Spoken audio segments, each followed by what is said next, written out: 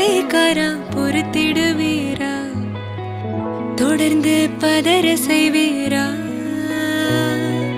சிக்க வைக்கும் செய்கையெல்லாம் நிறுத்திடுவீரா மனசு இயங்கல சேரா தாசா கிட்ட நெருங்குறலே